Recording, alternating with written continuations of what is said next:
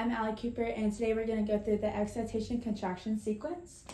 So basically what this is it's the process of how a nerve signal leads to a muscle contraction relaxation. So this allows us to do a lot of things, including breathing, walking, basically anything movement related that is essential to living. So this is like the whole picture of it, but what we're going to do is go through, we broke it down into 6 steps, and we're going to go through each one. So the first step is from the brain to the muscle. So in our bodies, we have a thing called the action potential. And the action potential is an electronic signal that travels along neurons and allows for communication between nerve cells. So in this case, the action potential is going to start in the motor cortex of the brain, and it's going to travel down where it reaches the axon terminal, which is right here.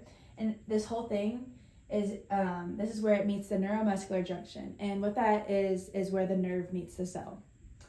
And when it does meet the neuromuscular junction, it causes a release of a neurotransmitter called acetylcholine, or ACH. So before we go to the next step, there's 2 terms we need to know. So the first one is a plasmalemma, and this is the outside membrane of muscle cells. And then we also have transverse tubules, or T-tubules, and these are small channels that go deep inside the muscle cells.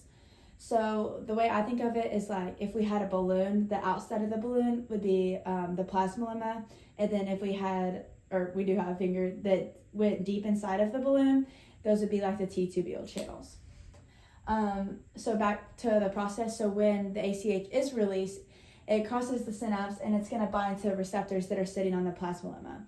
And once it does that, it spreads all across the muscle fiber and even through the T-tubules, and enters the T-tubules and spreads across the whole muscle fiber.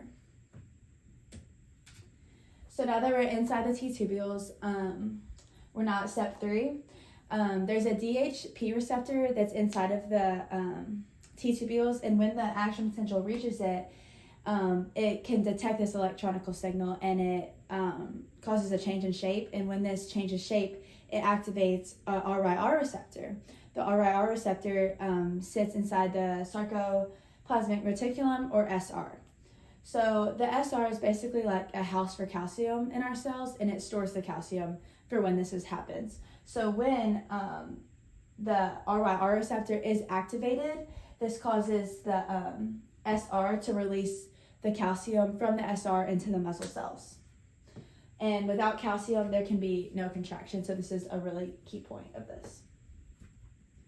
So before we go to the next step, there's 2 proteins that we need to be aware of. So the first one is myosin, and you can see it right here.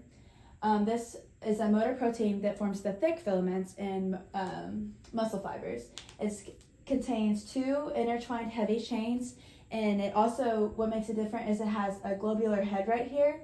And this head, we'll talk about it later, but it uses ATP to bind to the actin in the future.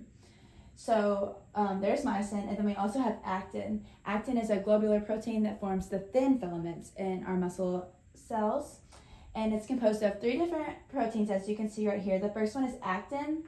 That's what contains the binding sites for myosin later. And then we also have tropamine and tropomyosin. So tropamine is the protein that's anchored to actin, and its job is to move the tropomyosin. And tropomyosin, at rest, its job is to cover the binding sites that are on actin to prevent myosin from binding to it. So we have myosin and actin.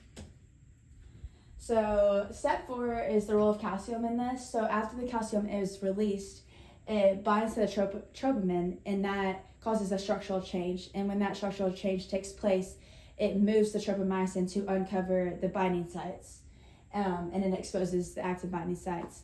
This allows myosin to bind to the actin, and that is when the contraction begins. Step 5 is the contraction. So we can kind of see it right here with the tropomyosin and tropamine. But when the myosin binds to actin, they form what's called a cross bridge. And when this interaction takes place, the myosin head uses ATP to pull the actin inward and shortens the muscle fiber. And that's what's called a power stroke, and the power stroke is what's responsible for the muscle contraction.